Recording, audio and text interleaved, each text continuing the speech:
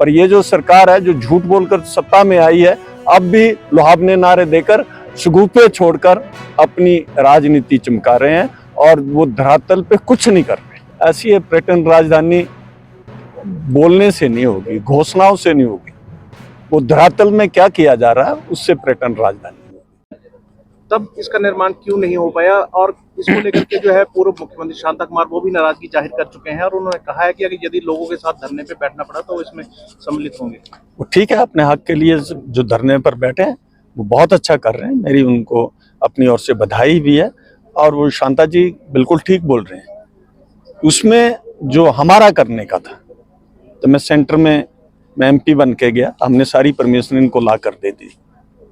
अब केंद्र का कोई अड़चन नहीं है, पैसा भी स्वीकृत है, सब कुछ स्वीकृत है। अब सिर्फ अड़चन है तो 30 करोड़ की अड़चन है।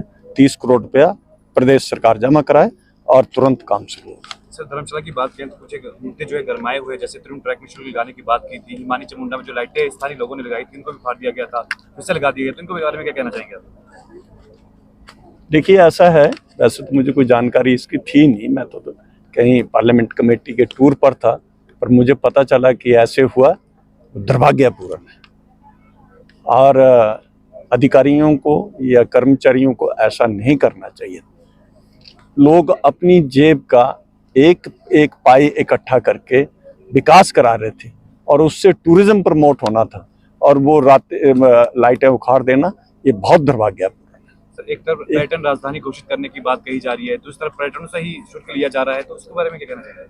ऐसी ये पर्यटन राजधानी बोलने से नहीं होगी, घोषणाओं से नहीं होगी, वो धरातल में क्या किया जा रहा है उससे पर्यटन राजधानी होगी। ये नहीं है कि राजधानी के लिए आप जो हमारी एग्रीकल्चर यूनिवर्सिटी है उसकी जमीन ले लो, उससे पर्यटन राजधानी होगी, और उसके लिए और जमीन ढूंढो।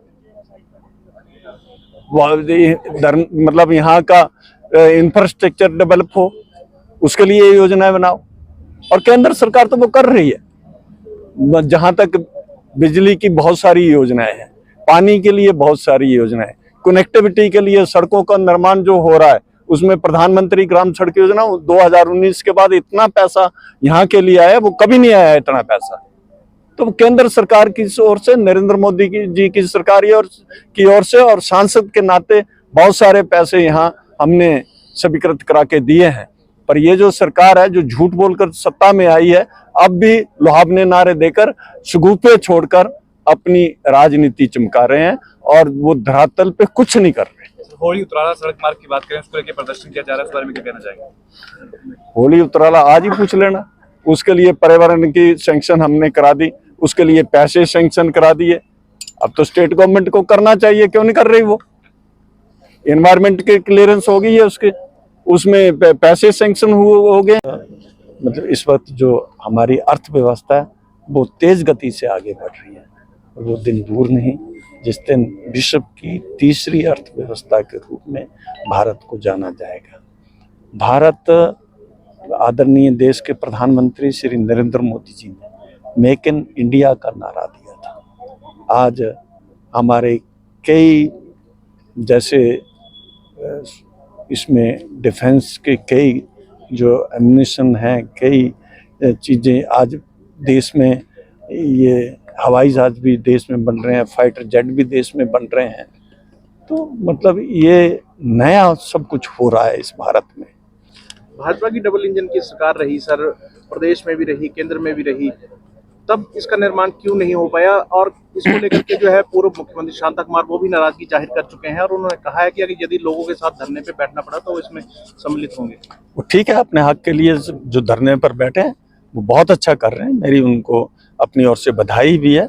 और वो शांता जी बिल्कुल ठीक बोल रहे हैं। उसमें जो हमारा करने का था, तो मैं सेंटर में मैं MP बन के गया।